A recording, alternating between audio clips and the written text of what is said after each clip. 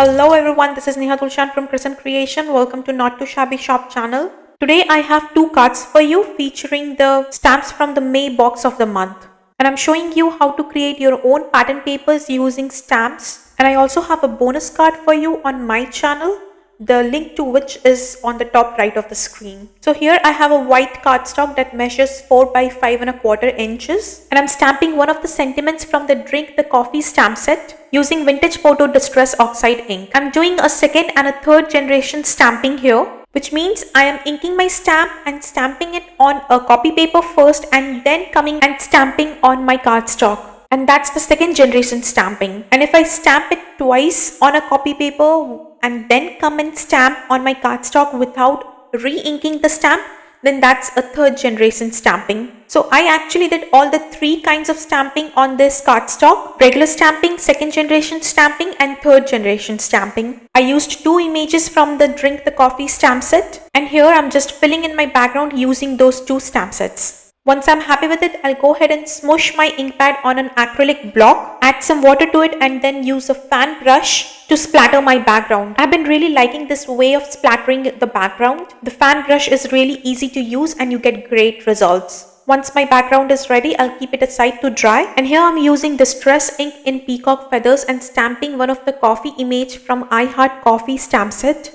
Here I'm cleaning the top part of the stamp to not get that bright blue ink on that area of the image. I'm gonna go ahead and do no line coloring here. I'm using Tim Holtz watercolor cardstock here, and I'm doing some watercoloring to get a no line effect. I smooshed my ink pad on my large acrylic block, and I'm using my water brush to pick up the ink and color the image here. To color the cream on top of my coffee, here I'm using some Hickory Smoke Distress ink. And since I cleaned that part of the stamp before stamping, I'm keeping the stamp set near me to look at the image and then color it. Here I'm using my heat gun to dry the image so that I can go ahead and add a second layer of color to this image. While adding the second layer, I'm just working on the shadows mostly, trying to get a good contrast and making sure everything blends together and I have a seamless look.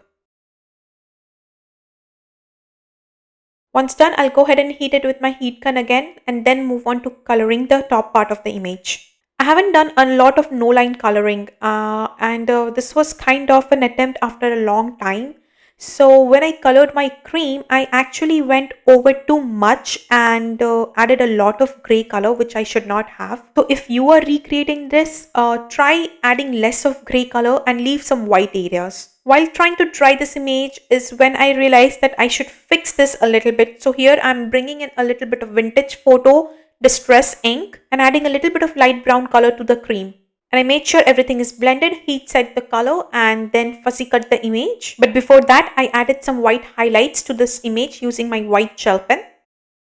Now I'm going to go ahead and work on my sentiment. I'm white heat embossing the sentiment from the I Heart Coffee stamp set on a craft cardstock. The sentiment reads, "Coffee and friends make a perfect blend." I stamped the sentiment using clear ink, and here I'm pouring some white embossing powder on top of it, and I heat set the sentiment using my heat tool off camera. Trim the sentiment using my guillotine trimmer, and here using some liquid glue, adding it to my background.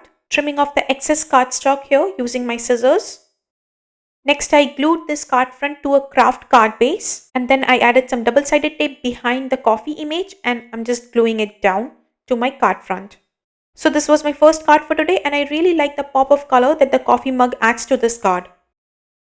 Now let's move on to my second card. It's very similar to what we did in our first card. So here I have a 3 by 6 white cardstock as I'm making a mini slimline card here, and I'm stamping the mug image with the sentiment on it from the Drink the Coffee stamp set using Hickory Smoke Distress Oxide ink. This time I'm not doing a second or third generation stamping. I'm just doing a regular stamping and stamping the image several times onto my cardstock. You can see few of the images are not completely stamped, but that doesn't bother me. If that's something you don't like, you can use a stamping tool like Misty to help you stamp multiple times and get a crisp image. So here I keep turning my image every time I stamp it, and I really like to use my Distress Oxide inks for stamping as you get really good results. Here I clean my stamp so that I can stamp it again to create my focal image. I'm preparing the cardstock using anti-static powder tool, and I'm going to stamp the image using Black Soot Distress Oxide ink. You can heat emboss using these inks because the stress oxide inks have pigment properties. So the ink stays wet for some time and the embossing powder easily gets stuck to it. I'm using a glittery embossing powder called the pixie dust. I thought that would go with the sentiment on the cup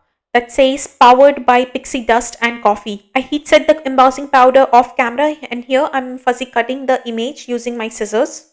To make sure that my mug image stands out, I'm gonna add a strip of black cardstock to the center of my card front just below the focal image. Popping the focal image using some double-sided foam tape. Now that my card front is ready, I have to work on my card base, and I wanted to make it a little different. So here I'm adding a black and white striped pattern paper to my card base. It measures 1/2 inches by 6¼ inches, and I'm gluing it to the left of my card base. Now I'll go ahead and glue my card front to it. So a little bit of pattern paper will be peeking through the left of my card, and that just adds a different look to this card. My card here measures 3¼ by 6¼ inches when folded. So these were my 2 cards for today. I hope you guys liked it. And don't forget to check the 3rd card on my channel, the link to which is in the description box below. Thank you for visiting. Have a nice day.